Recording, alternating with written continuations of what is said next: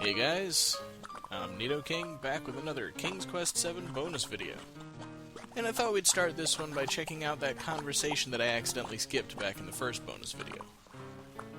Excuse me, ladies? Oh! Weddings always make me cry.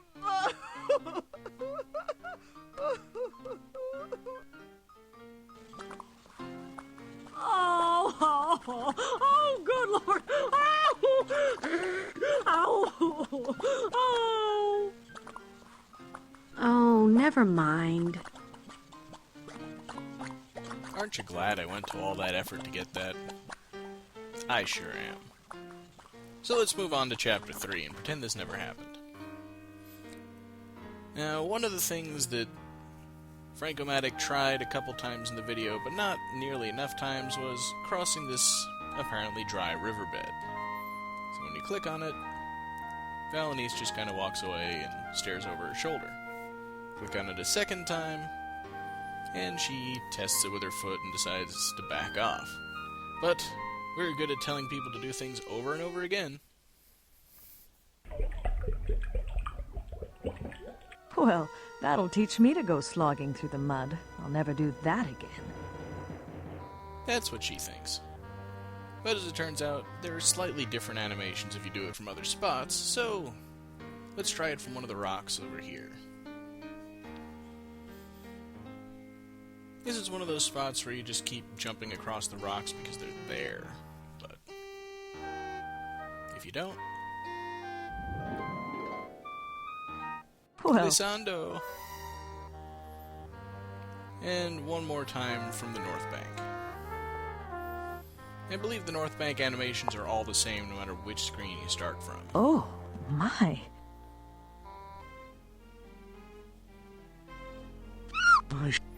Okay. Bye, Birdie. We have to go play in the mud first.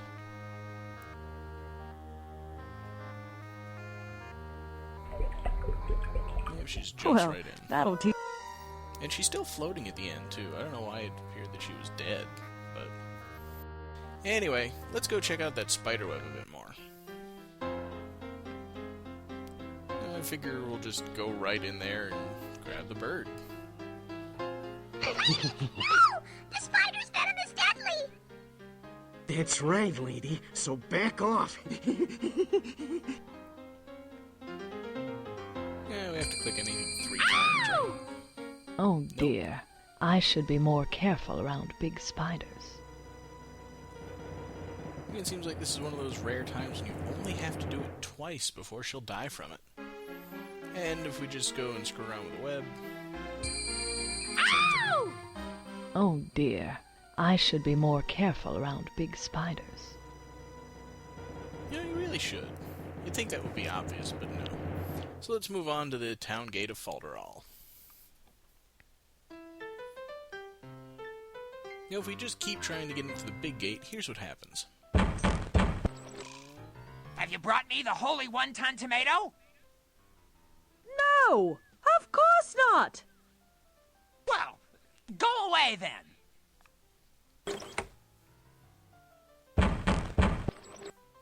Would you stop that infernal banging? It's rattling my teeth.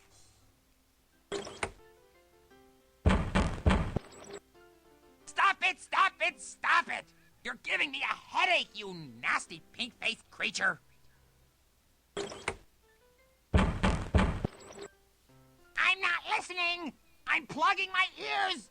I'm singing so I can't hear you! La la la la la! No, di do di do di do la la la ba da.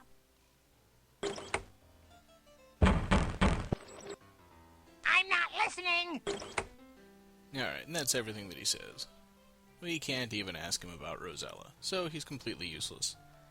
Let's just move on into the town, shall we? Now, let's see what happens if we try to rescue the China bird without talking to Fernando first.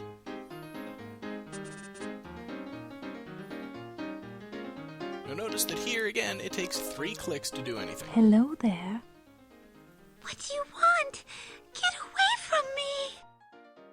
My name is Valenice. I want to help you. Don't touch me! I don't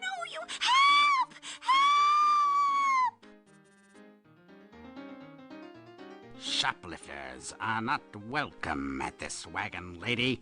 The last one I encountered is for sale in that little jar in the back. Hey, he's got a magic lamp. That's kind of cool. Anyway, nothing much happened there, so let's go around with the cage. Another 3 clicks.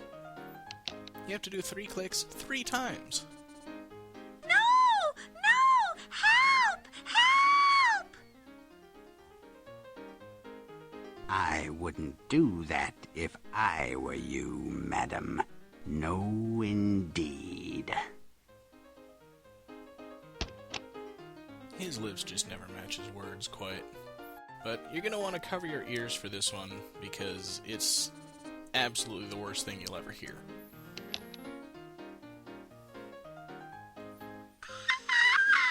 Help! Help! Don't say I didn't warn you.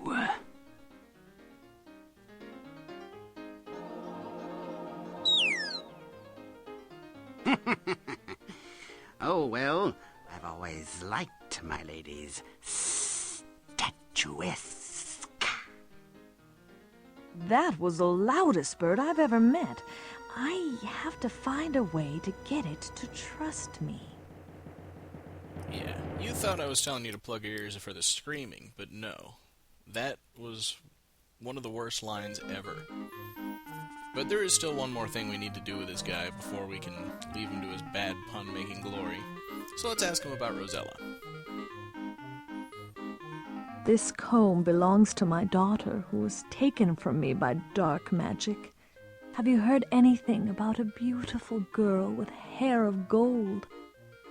I have not, madam, but I could give you a very good price for that comb. No! I could never sell it. Then perhaps I could find you another daughter? No! I love that.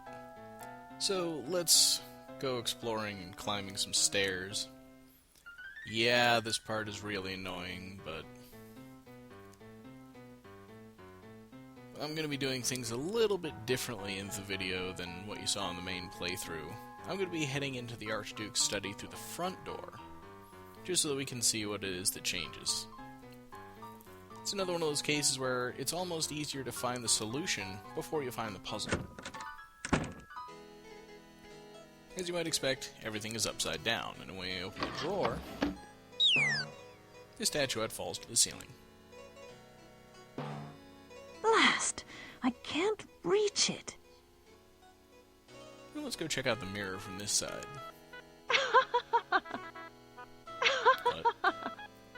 I have no idea what she's laughing about. But there's not a whole lot we can do in here, so let's get out. And you might notice that she's walking a lot faster now.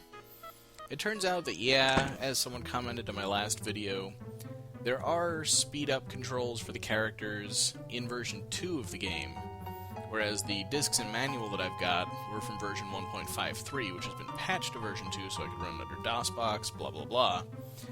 So basically it was an undocumented feature that I didn't know about when I made that video. It's kinda handy, but it seems like it affects the character's walking animation speed rather than their actual movement speed. So their legs are moving really fast, but they're not really going anywhere any faster.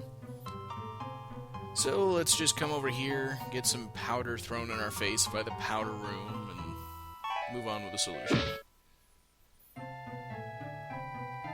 It's a pun I don't think anybody ever actually gets while they're playing the game.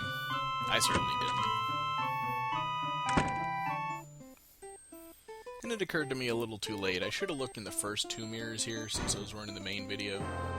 But you'll probably see them at some point, and, well, they're the same for later in the game as well.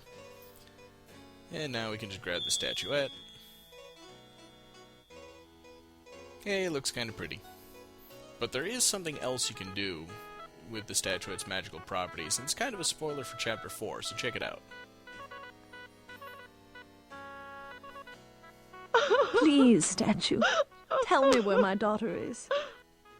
Rosella is in mortal peril in the dark land of Ooga Booga. Rosella! Oh, my baby! You gotta love the way she can talk and cry at the same time. That's impressive. But let's go check out the last part of the town, the Faux Shoppe. Now you can't ask ersatz about Rosella for some reason, so let's just ask him about the empty book. What charming little books. What are you asking for them? Ah, I see you are a woman of good taste.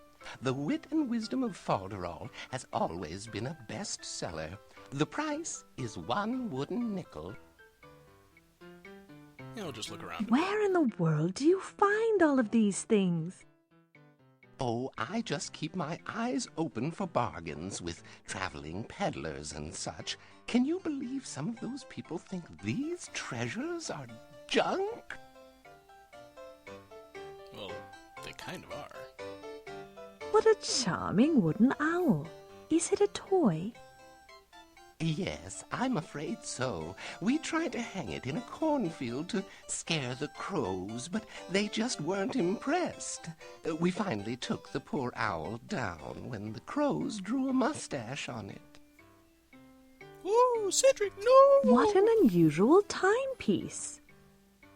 Yes, it's a big hit with my canine clientele. They just can't keep their eyes off it. Let's see, there's one more thing to look at in here. Oh, my goodness. This isn't real. What do people do with false plants? I supply false plants to the Archduke's gardener. He always forgets to water the real ones. Of course, he did manage to set one of these on fire last week.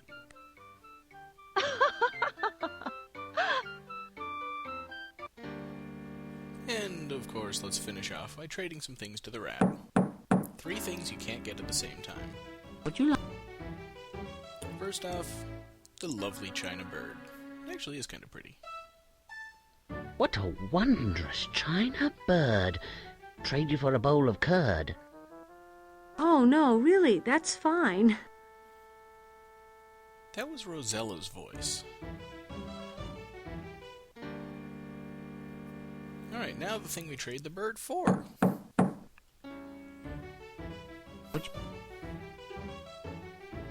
Oh, what a lovely china mask. Would you trade for an old and rusted flask? I think not. And finally, the thing that we get for trading in the mask. Or one of them. Would you like to trade with me? What an odd and funny feather. Let me get some dried pressed heather. No, thank you. And, of course, just for completion. You want to give me back my crook? Sorry, but I chewed the book. Indeed. Well, that's it for this bonus video, so stay tuned. Next time I'll be showing you some of the bonus stuff in Chapter 4.